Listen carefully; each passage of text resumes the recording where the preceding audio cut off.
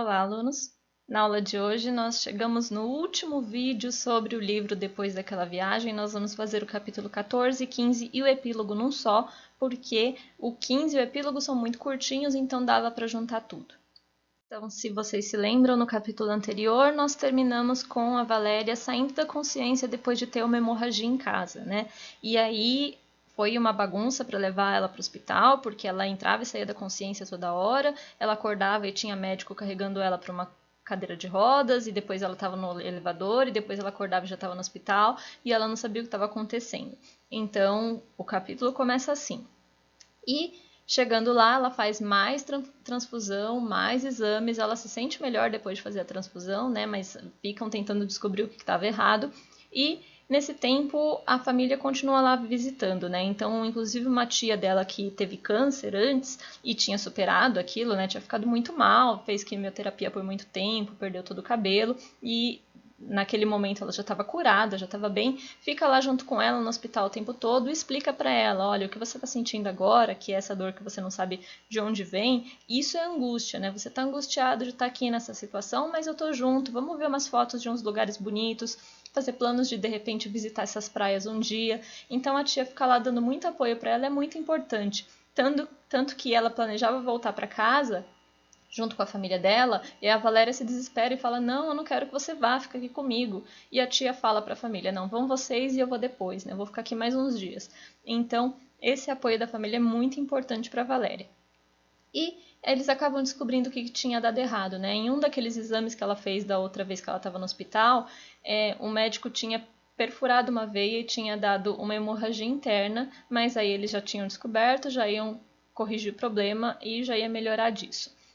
Então, nesse processo em que estavam descobrindo o que estava de errado com ela, ela continua tendo visitas dos médicos, né, dos enfermeiros, do infectologista, do doutor Anjo, e ela percebe numa dessas visitas que o infectologista é muito humano, né? Ela descobre isso porque ele estava lá dando notícia para a mãe, falando sobre o quadro dela e pega uma coxinha que estava lá numa das caixas do lado dela e começa a comer. E ela fala, nossa, mas que coisa humana de se fazer, né? Pegar uma coxinha sem nem pedir, porque tá com fome. Então, a hora que ele vai saindo, ela até fala, senhor infecto, pega mais uma, né? Pode comer. E aí ele até dá um sorriso e pega e sai comendo. E ela fala, nossa, não é que ele é humano também? Que estranho, né? Uma das maiores coisas que ela não gostava nele era o fato dele ser muito robô, não tratar as pessoas como humanos. E ela fala, mas na verdade ele também é humano. E isso acaba mudando a relação dos dois. No dia seguinte, ele chega sério, né, e senta do lado dela, e ela já até fala, nossa, ele tá aqui sentado do meu lado querendo conversar sério, o que aconteceu? Ele fala, olha, você precisa começar a tomar os medicamentos, não dá mais para esperar, seu quadro tá muito sério, se você não tomar isso, vai só piorar. E ela acaba concordando, ela já planejava em concordar, mas ela fala, não, deixa ele aí falar, deixa ele perceber que com essa abordagem mais humana e mais próxima ele consegue mais das pessoas, quem sabe ele não aprende algo assim também. Então, nessa conversa, ela tem essa discussão com ele e acaba decidindo isso. Aí ela foi orientada a voltar para casa, né, continuar o processo em casa, e quando ela volta, ela tem convulsões, né? Ela estava sendo atendida por enfermeiro, só que teve um dia que ela começou a se sentir muito mal, ela até bate a cabeça na parede, eles ficam todos assustados e ela corre de volta para o hospital. Então, transformando isso em texto, nós temos que a Valéria é levada ao hospital em quadro muito complicado. Ao fazer uma transfusão, sente-se melhor, mas precisa fazer mais exames e tomar remédios. Todo o seu tempo no hospital é cada vez pior, fisicamente e psicologicamente. Descobre que a hemorragia havia sido um erro médico, descobre também que o Dr. Anjo, o assistente que ela gostava, era realmente atencioso e que até o infectologista não era tão ruim. Ela aceita começar a tomar o AZT e diversos outros remédios todos os dias. Continuava vomitando constantemente. Várias pessoas a visitam nesse período e ela volta para casa com o enfermeiro cuidando dela e vários dias depois ela tem convulsões. Aí aqui nesse ponto nós terminamos o capítulo 14, vamos para o 15. Então ela volta para o hospital para descobrir o que era, eles resolvem o problema dela e mandam ela de volta para casa. Fica nesse período, né, de vai para casa, vai para o hospital, vai para casa, vai para o hospital. Então dessa vez ela vai para casa de novo e a psicóloga que ela conhecia lá antes de ir para os Estados Unidos, né, a doutora Silvia, acaba indo na casa dela e ela começa a se consultar de novo, né? Ao invés dela ir no consultório, a psicóloga vai na casa dela. E numa dessas conversas, a psicóloga fala: o que você faria, né, nesse tempo para aproveitar seus últimos dias, se fossem seus últimos dias? A gente passar o tempo com a família e os amigos. E ela começa a pensar: nossa, faz muito tempo que eu não falo com meus amigos, né? A gente era tão unido. E eu tenho evitado tanto eles. Inclusive, uma das minhas amigas tinha tentado me ver no hospital e eu não deixei ela entrar. Eu falei para ela voltar quando eu estivesse em casa. Então, talvez, né, conversar com eles. E aí, primeiro ela conversa com uma das amigas que vai visitar ela, conta pra ela que ela tinha AIDS, a menina fica muito chocada, chora e tudo mais. E aí, em outro dia, voltam todos juntos e aí ela conta para todos eles. E quando ela conta isso para eles, eles têm uma reação de apoio, né? Eles falam: nossa, mas que triste que você tá assim, a gente tá super triste por você, mas a gente vai te apoiar sempre. E eles, inclusive, lembram que ela tinha prometido escrever um livro quando eles estavam na escola, né? Falando sobre a vida deles. Mas eles falam: por que você não faz agora, falando sobre tudo isso que você viveu?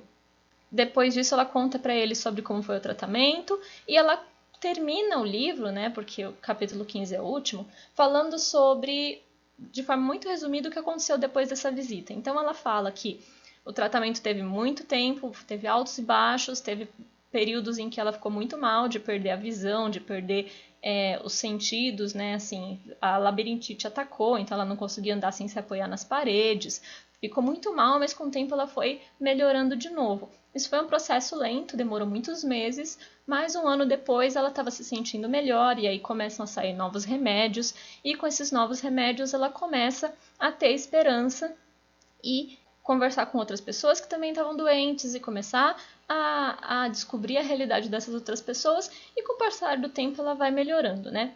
E o livro termina dessa forma, com ela falando sobre como é que a vida dela tá naquele ponto, que já tinha passado um tempo considerável, ela já estava bem melhor. E no epílogo ela fala, né? Nossa, quem imaginava? Eu falava que ia escrever um livro, escrevi mesmo. E tá aí meu livro. Então vamos transformar esses tópicos em texto. Ao receber alta, ela começa a receber a psicóloga, que diz que ela deveria voltar a ver os amigos. Valéria acaba aceitando a visita deles e contando tudo sobre a AIDS, como havia contraído e como estava lidando com tudo. Eles dizem que ela deveria escrever o livro que prometera no ensino médio, contando sobre suas experiências. Dali em diante, Valéria conta sobre seu tratamento com o tempo, que houve momentos muito difíceis, mas que ela superou todos e com o tempo surgiram novos medicamentos e ela melhorou. Eu vou ler para vocês um trecho da página 275 que é muito interessante. Ela fala assim: quanto ao preconceito, às vezes ainda me sinto como Edward Mãos de Tesoura, preso em seu castelo, fazendo obras de arte porque não há outro jeito com o qual possa tocar as pessoas. Lembra-se desse filme? Mas quem sabe um dia todos nós aprenderemos e, a cada vez que conhecermos alguém, seja ele ou ela, branco, preto, amarelo, vermelho, gordo, magro, feio, bonito, judeu, muçulmano, homossexual, alto, careca, gago, adotado, anão, com AIDS, sem AIDS, rico, pobre, cabeludo, cego, corcunda, excepcional, vesgo, inteligente, olhos puxados, olhos azuis, palestino, árabe, comunista, capitalista, superdotado, hemofílico, bicho grilo, miserável, graduado, travesti, místico, sem terra, mexicano, americano, empregado, patrão, prostituta, enfermeiro, médico, padre, novo, velho, ateu, tatuado, com tuberculose, com mãos de tesoura, sem braço, surdo, paraplégico, mudo, ignorante, nos lembremos de que, antes de tudo isso, é apenas uma pessoa. E melhor ainda será se depois de tudo isso ainda pudermos ser amigos. Então, ela termina o livro, né, falando sobre como a gente precisa ignorar os preconceitos e enxergar as pessoas além desses rótulos, né? E essa é uma das mensagens mais importantes do livro, além de você sempre se cuidar e nunca desistir, é você passar as barreiras dos preconceitos. Então, no fim, no epílogo, nós temos ela falando, né, que ela queria muito que as pessoas, depois de lerem os livros, colocassem ele numa prateleira para os livros ficarem em contato com outros e os personagens saírem para brincar uns com os outros. Transformando isso em texto, nós temos o 14 e o 15 aqui juntos como um texto só. As questões desse capítulo são sobre que as coisas às vezes pioram antes de melhorar e é importante sempre não desistir no momento que está mais difícil. E também é importante ter o apoio da família e dos amigos, né? Sem eles fica muito mais difícil lutar contra qualquer coisa. E nunca desistir. O mais legal do livro é que quando você termina o epílogo, tem uma parte chamada E a Vida Continua, que conta a história da Valéria, que não é só uma personagem, mas ela é uma pessoa real que escreveu esse livro. Então mostra como ela viveu depois disso. Como ela deu várias palestras, como em 2001 ela se casou, como ela morou por 3 anos na Áustria, adotou um cachorro e continuou estudando, né, alemão para estrangeiros em faculdade, como ela voltou para o Brasil com 33 anos, como também fez faculdade de comunicação social e jornalismo, como trabalha como repórter. Em 2007, 2008, ela começou a dar palestras em universidades no México. Em 2010, ela fez pós-graduação na parte de criação literária. Como ela continuou se tratando com muitos remédios que às vezes tinham efeitos colaterais, mas que eram importantes, como ela publicou outros livros além desse, e como hoje em dia ela trabalha como voluntária e tem outras pós-graduações e continua vivendo sua vida. E assim nós chegamos ao final, né? Não foi um livro fácil de ser lido, não pela linguagem, a linguagem é muito simples, muito acessível, mas pelo conteúdo, né? Momentos em que a gente se sentia angustiado junto com ela, falando, nossa, mas tá chata essa história, né? Porque a vida dela estava chata, a vida dela não estava divertida, era muita coisa complicada e ela reagindo da forma como deveria, né? As reações dela não são a reação de alguém feliz, porque a vida dela não estava feliz. Mas os ensinamentos são importantes também, porque mesmo quando ela estava muito revoltada, muito triste e muito descontente com tudo, ela continuou seguindo com a vida e fazendo as coisas, e em alguns momentos ela queria desistir, mas não desistiu, passou por altos, passou por baixos, enfrentou tudo isso e venceu, né? Porque até hoje essa pessoa continua se esforçando, continua vivendo e mostra pra gente que mesmo quando tudo tá muito difícil, é importante continuar lutando, é importante não desistir, às vezes a vida não é do jeito que a gente queria, mas isso não significa que a gente não pode vivê-la o melhor possível e ainda encontrar algumas coisas boas nela. Então, por isso que eu escolhi esse livro para vocês, pela mensagem de não desistir, de sempre lutar e entender que às vezes as coisas vão ficar ruins, mas que ter apoio das pessoas é importante aprender a viver numa nova realidade e continuar lutando. Então, eu espero que vocês tenham gostado do livro, das aulas e continuem lendo e continuem lutando quando as coisas ficarem difíceis. Tchau, tchau!